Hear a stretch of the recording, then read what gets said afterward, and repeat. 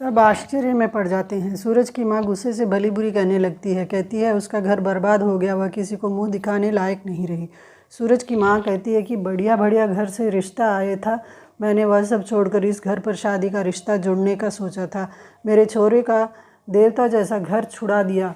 अरे मेरी अक्ल कुत्ता खाने गई थी जो मैं तुम्हारे घर बारात लेकर आई। सूरज की माँ कहती है कि कैसे भाई भाग गई, आप यह बात कहने के लिए अभी तक क्यों जिंदा हैं, कहीं कुएं में कूदकर मर नहीं क्यों गए। जिस घर में मुंह काला करने गई है उस घर पर बिजली गिरे, हमारी पीढ़ी को मुंह दिखाने लायक नहीं छोड़ा। सूरज आता है और अपनी माँ से कहता है शांत हो जाओ। सूरज कहता है कि कविता के घर वाले खुद परेशान हैं और तुम उनको और भी कोस रही हो। भाबोसा कहती है कि कैसे शांत हो जाऊँ, हमें मुंह दिखाने लायक नहीं छोड़ा, बाहर निकलने लायक नहीं छोड़ा। उसकी सांस फूलने लगती है और वह घबराहट में बैठ जाती है। सूरज पानी के लिए कहता है तो छोटू घर के अंदर जाने लगता है। सूरज की माँ चिल्लाती है कि मर जाऊंगी लेकिन इस घर का पानी नहीं पीऊँगी, और बहुत खांसने लगती है। सूरज भागकर दुकान से पानी का बोतल लाने के लिए जाता है। दुकानदार भी उस पर हंसता है कि बीन राजा पानी बोतल लेने के लिए खुद आए हैं। सूरज दौड़कर वापस आता है, उसकी माँ बेहोश पड़ी होती है। सूरज पानी ले जाकर उसके मुंह पर छिड़कता है और सब घबराहट में उनको बुलाते रहते हैं। थोड़ी देर बाद सूरज की माँ आंखें खोलती है। सूरज के पिता बारातियों को बस में चढ़ने के लिए कहते हैं। सूरज उन सबको मना कर वापस ले चलता है। बाराती वापस चल पड़ते हैं। उधर संध्या के घर पर संध्या पढ़ती रहती है। उसका भाई अंकुर उसको दूध लाकर देता है। संध्या अनजाने में अपने पिता से बात करने लगती है। ग्लास उठाकर देखने पर भैया को देखकर फिर चुप हो जाती है। दोनों भाई बहन आंसू बहाते हैं। अंकुर अपने बचपन की बातें याद दिलाकर उसको बातों में भुलाने की कोशिश करता है। अंकुर कहता है कि अब हम तीनों को ही एक दूसरे का साथ निभाना है।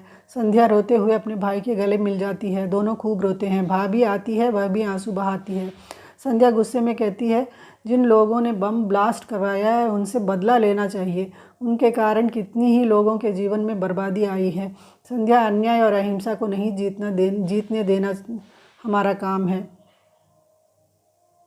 बारात घर जाने पर घर के आसपास के लोग उनका मजाक उड़ाते हैं। सूरज की माँ को बहुत खराब लगता है, फिर भी वह सब चुपचाप अपने घर की ओर चलती है।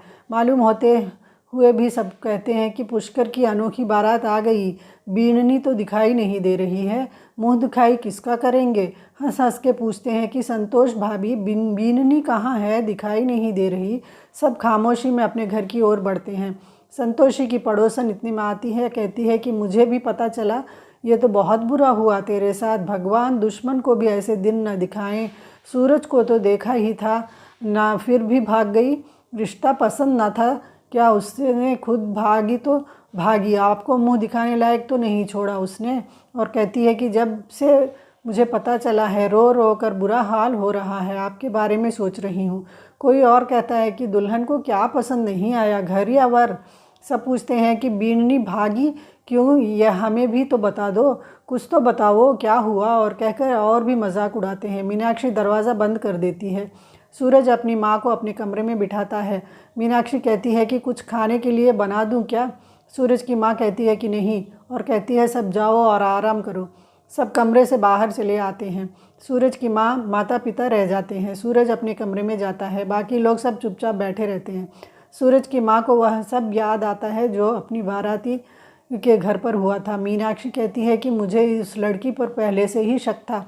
मोहित कहता है कि मैं अपने दोस्तों को घर पर दावत में रबड़ी खिलाने बुलाया था, सब कीचड़ उछालेंगे मेरे मुंह पर। छवि कहती है कि उसको भागना ही था तो पहले ही भाग जाती, शादी के दिन ही क्यों भागी, बेकार का टेंशन तो नहीं रहता। विक्रम कहता है कि बेकार में बहुत खर्चा हो गया, यह सब कविता के पिता के से वसूल करना चाहिए था।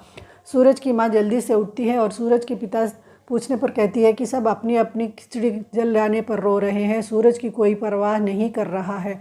वह कितनी ठाठ से बारात में निकला था, उसके मन में उमंग तो रहेगी, मन टूट गया होगा, वह न जाने क्या कर रहा होगा। वह उठकर सूरज को मनाने के लिए जाने की सोचती है। सूरज के पिता कहते हैं थोड़ी देर सूरज को अकेले छोड़ दे। सूरज अपने कमरे में जाकर कपड़े बदलता है और उसके मन में क्या चल रही है यह उसके मुंह से तो जाहिर भी नहीं होता है। सूरज अपने कपड़े अलमारी से निकाल कर रहा, तब उसे उस गहना का पोटली दिखता है जो उसने अपनी बीवी के लिए खरीदा था। वह उसको थोड़ी देर तक देखता रह जाता है। अब आगे देखते हैं क्या होता है।